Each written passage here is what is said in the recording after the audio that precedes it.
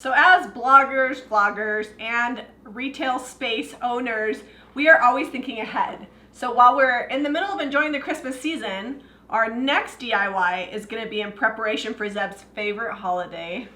Valentine's Day. You have to say it like that?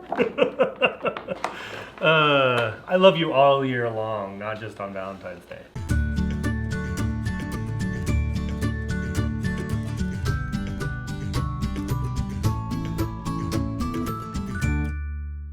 We're going to be working on some Valentine's Day signage. We usually have 1 or 2 signs at the house, and then we also need some for the shop. To get started, we painted our boards with DIY white Swan. We like it because it only takes about 2 coats to get complete coverage on raw wood. So Zeb just cut down some scrap raw wood to 16 by 8, and we're going to be laying out our stamps. We're actually going to be stamping with DIY paint, and we're using DIY paint in black velvet. For the stamps, we're using the IOD typesetting stamps and the rose toile. So Zeb's using the Iron Orchid Design Sprayer and DIY in Little Black Dress. You have to work pretty quickly because the paint dries very quickly. If you want a more crisp line, then I would suggest using the IOD ink. I like the painted look just because I feel like it looks a little bit more hand painted, and that's kind of the vibe we're going to be going for with this. Good job. Thanks. So while Zeb's working on his sign, and you're kind of probably wondering why I had him stamp this one, he's just the better stamper. I can do it, but sometimes I get performance anxiety on camera. Is that what we'll call it? You're just more neat. I don't think you have anxiety. You're just like, and slap it on. Yeah, so we're trying to be neat, so Zeb's doing it. So here's a story about when we were dating. I was really obsessed with roses. The problem with roses is that they die, and then you dry them, and then they get dusty. And Zeb had an art project that he was supposed to do mixed media on, and he just decided to throw caution to the wind. I only used colored pencils on the project and got a C on the roses I drew up for Jami. Even though they're pretty, so I'm gonna show them to you. He made these for me, and he said he made them because I loved roses and they would never die. And I've had them for 19 years. Yep. They're still, well, I guess they're not alive, but they're not dead either. No, they haven't died. The glass broke out of the frame. Yeah, the kids broke the glass out of it, but the roses are still here. So I'm just laying out kind of what I want to do with it. I'll probably have to move the stamps a few times. Do we want to put this in here? You can put it wherever you want. Just remember you're working upside down there. Oh, you don't want the words upside down? You know, I'm the pro at stamping stuff upside down. I like to do that on live videos. Since you're the pro, why don't you stamp this and then we'll layer in some more. Okay, so I'm going to bring you guys close with the camera and do some freestyling. I'm not going to put these on the mount. Is that kind of how you want it? Yeah, but we need to put more flowers here and more flowers here. Okay. So freestyling just means that we're not using the mount. He's just going to roll it on there and place them. When you're working like this and you're using multiple stamps and repeating it, it's just a little bit faster than having to change around on the mounts. The reason why we're continuing to use the black is because we want it to look kind of like a storybook or coloring book. Is this how you had it? Yeah, because we're gonna seal over the top of it, and then we're gonna do a fun watercolor effect. Careful not to shift. Ta-da! We like to take the stamps just a little bit over the edge, so that way it doesn't look like a picture colored within the lines.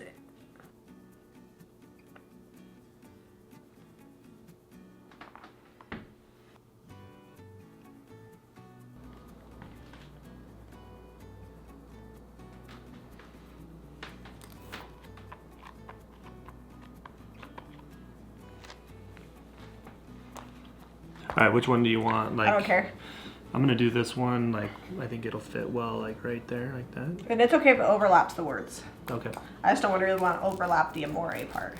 One of the things you want to remember with toile is that it's better when it's closer together, so don't try to space it apart. If anything, you can even overlap the words if you need to, but try to have less blank open space. So maybe use the big one. Like the big one. Right here.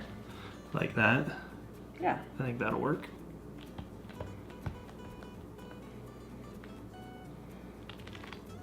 There you go. So it's going to be facing the opposite direction and filling up that hole there and going in between. There you go. So Zeb's all done with stamping. You could absolutely stop right here and seal it because I think that it's beautiful just in the black and white. And we may do some like that. When we start adding our Valentine's line to our shop and decorating for our home, we want to add a little bit of color because January is a really cold, dreary month here in Utah, and I think some color might help inspire people to decorate for Valentine's Day. We need to get this video done, so we're not waiting until tomorrow to let the paint set. So I'm going to be sealing these with Sweet Pickins top coat, and then we'll dry them out in the house, and that way we can do the watercolors on them without smudging and smearing the black paint that we put on with the stamps. So I've often thought a lot about watercolor, and they make crayons that you can like color on and then get wet and do like color washes with. But DIY paint is super pigmented, so I thought, what if I just took that and I watered it down and I used it in a similar manner to watercolors or those crayons that you can get wet and water around, and guess what? It totally worked, which is great because I have a ton of DIY paint and it takes hardly any to do an entire piece. I have Petticoat pink here and it's slightly watered down already, but I'm gonna dip my brush again. You really want it to be very, very wet and watered down. And it's okay if you get it on there and it's too thick because we've already sealed this board. So all you have to do is if you get it on there and you're like, oh, I don't really like the way that that looks, which I actually do, but if you didn't like that, all you have to do is take a damp cloth and it comes right off, because we've already sealed this. But it is important that your sign is very well sealed so that way you can wipe it off. Because DIY paint is water soluble, so if you don't have it sealed well enough and you put wet paint, it's gonna smear everything everywhere. So we put like 3 coats on here. So I'm just gonna come in, and it's okay if it's not quite in the lines, because that's kind of what you want, is kind of a romantic, loose look. And I will come back in and layer in other colors and mix them with this because the DIY paint mixes so well. And essentially this is like a watercolor book. Okay, so I'm gonna come with my Gypsy green, get my brush loaded up, get it wet, load it up. You want it really runny and watery. And then I'm gonna come in and just fill in these flowers.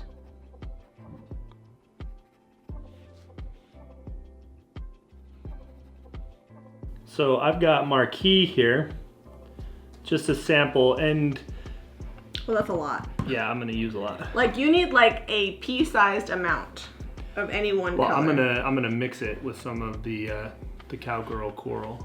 What you can do too is just take your brush while it's already wet. Yeah. And you can mix colors because you want them to kind of blend. I'm just using this like a palette. And if you're using the paints like this, you get a sample and it'll last you like 2 years. Yeah, you don't need much. Like these sample size paints for doing painting like this last forever.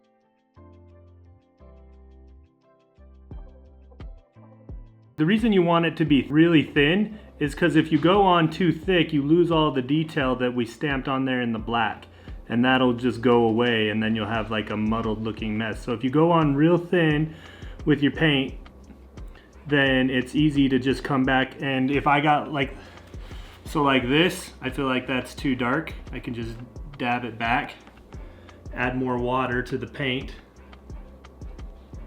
It's supposed to be translucent. Yeah. And now I've got my color on there. So you can kind of play around with it and really find the shade and the darkness that you want. And you can start off with one and let it dry completely, and then come back and layer in another color over the top of it.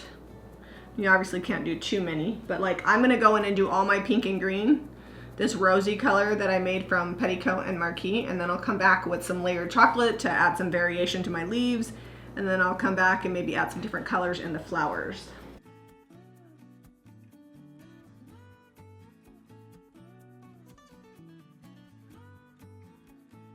Stocking in the back, painting roses for Valentine's Day.